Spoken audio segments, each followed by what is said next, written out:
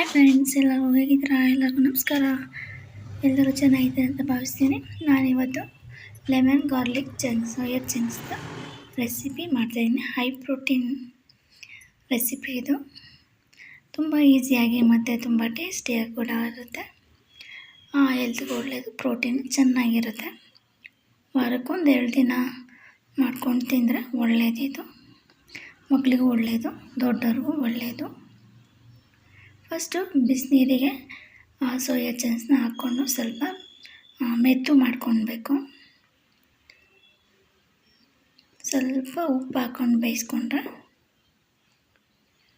ಚೆನ್ನಾಗಿ ಉಪ್ಪು ಹಿಡಿಯುತ್ತೆ. ಸ್ವಲ್ಪ ಉಪ್ಪು ಹಾಕಿದ್ದೀನಿ. ಆಮೇಲೆ ಅದನ್ನು ಬಸ್ಕೊಂಡ್ಬಿಟ್ಟು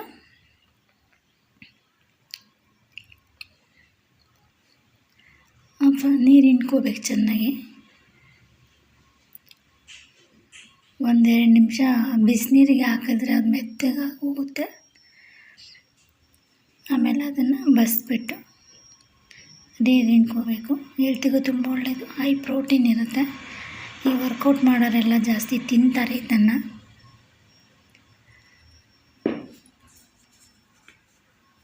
ಟ್ರೈ ಮಾಡಿ, ಚೆನ್ನಾಗಿರುತ್ತೆ. ನನ್ನ ಚಾನಲ್ ಯಾರೆಲ್ಲ ಇನ್ನೂ ಸಬ್ಸ್ಕ್ರೈಬ್ ಮಾಡ್ಕೊಂಡಿಲ್ಲ ದಯವಿಟ್ಟು ಸಬ್ಸ್ಕ್ರೈಬ್ ಮಾಡ್ಕೊಳ್ಳಿ. ಹಾಗೆ ಲೈಕು ಕಮೆಂಟ್ ಮಾಡೋದು ದಯವಿಟ್ಟು ಮರಿಬೇಡಿ, ಶೇರ್ ಮಾಡಿ. ಆಮೇಲೆ ಅದನ್ನ ಬಸ್ಕೊಂಡ್ಬಿಟ್ಟು ಹಿಂಡ್ಕೊಂಡಿದ್ದೀನಿ. ನೀರು ಚೆನ್ನಾಗಿ ಬಸ್ಕೊಂಡ್ಮೇಲೆ ಹಿಂಡ್ಕೋಬೇಕು. ಸ್ವಲ್ಪ ಒಂದೇ ಒಂದು ಸ್ಪೂನು ಆಯಿಲ್ ಹಾಕ್ಬಿಟ್ಟು ಡ್ರೈ ಹಾಕಬೇಕಲ್ಲ, ಅದಕ್ಕೆ ಒಂದು ಸ್ವಲ್ಪ ರೋಸ್ಟ್ ಮಾಡ್ತಾಯಿದ್ದೀನಿ. ಅದು ಬಸ್ಕೊಂಡು ಹಿಂಡ್ಕೊಂಡಿದ್ದೀನಲ್ಲ, ಅದು ನೀರಿನ ಅಂಶ ಇದ್ದರೆ ಹೋಗಲಿ ಅಂತ.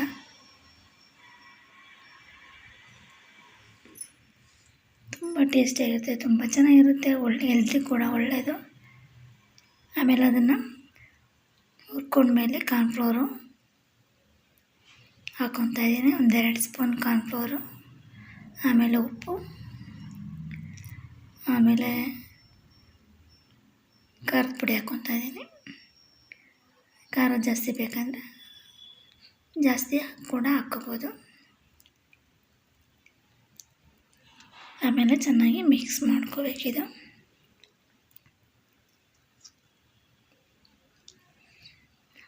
ಆಮೇಲೆ ಆಯಿಲ್ ಹಾಕ್ಬಿಟ್ಟು ಒಂದು ಬಾಣಲೆ ಬಿಸಿ ಮಾಡಿ ಆಯಿಲ್ ಹಾಕಿ ಅದಕ್ಕೆ ಸಣ್ಣದಾಗಿ ಹೆಚ್ಕೊಂಡಿರೋ ಬೆಳ್ಳುಳ್ಳಿ ಮತ್ತು ಶುಂಠಿ, 2 ಬೆಳ್ಳುಳ್ಳಿ ತೊಗೊಂಡಿದ್ದೀನಿ, ಬೆಳ್ಳುಳ್ಳಿ ಗಡ್ಡೆ. ಆಮೇಲೆ ಒಂದು ಚಿಕ್ಕ ಪೀಸು ಶುಂಠಿ ತೊಗೊಂಡಿದ್ದೀನಿ.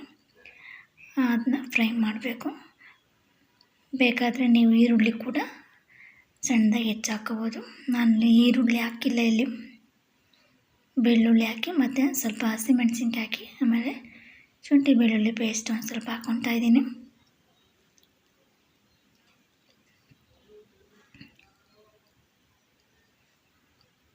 ಇದಾಗಿದೆ ಇವಾಗ. ಆಮೇಲೆ 1-2 ಸ್ಪೂನ್ ಕಾರ್ನ್ಫ್ಲೋರಿಗೆ ನೀರು ಹಾಕ್ಬಿಟ್ಟು ಮಿಕ್ಸ್ ಮಾಡಿಬಿಟ್ಟು ಅದನ್ನ ಹಾಕ್ತಾಯಿದ್ದೀನಿ.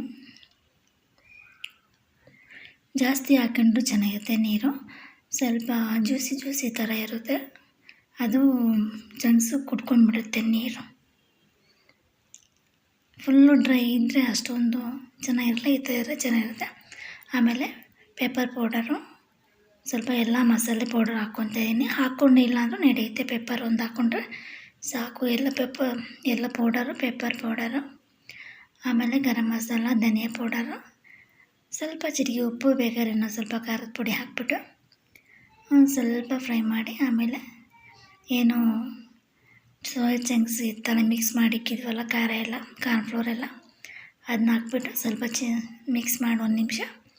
ಆಮೇಲೆ ನಿಂಬೆಹಣ್ಣು ಹಿಂಡಬೇಕು. ಒಂದು ಅರ್ಧ ಹೋಳು ನಿಂಬೆಹಣ್ಣು ಹಿಂಡ್ಬಿಟ್ಟು ಅದಕ್ಕೆ ಕೊತ್ತಂಬರಿ ಸೊಪ್ಪನ್ನು, ಚಿಕ್ಕದಾಗಿ ಹೆಚ್ಚಿರೋ ಕೊತ್ತಂಬರಿ ಸೊಪ್ಪನ್ನು ಉದುರಿಸ್ಕೊಂಡ್ರೆ ಸೋಯಾ ಚಂಕ್ಸ್ ರೆಡಿ. ಬೇಕಾದರೆ ಇನ್ನೂ ಸ್ವಲ್ಪ ಪೆಪ್ಪರ್ನ ಉದುರಿಸ್ಕೋಬೋದು. ಇದ್ರ ಮೇಲೆ ಖಾರ ಇನ್ನೂ ಜಾಸ್ತಿ ಬೇಕಂದವರು.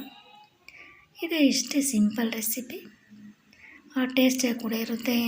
ಸೋಯಾ ಚಂಕ್ಸ್ ಟೇಸ್ಟ್ ಇರಲ್ಲ ಅಂತ ಅನ್ನೋರು ಕೂಡ ತಿಂತಾರೆ. ಇದು ಹೆಲ್ತಿಗೆ ಒಳ್ಳೆಯದು. ಜಾಸ್ತಿ ಎಣ್ಣೆ ಕೂಡ ಹಾಕಿಲ್ಲ ಇದಕ್ಕೆ, ಹಾಗಾಗಿ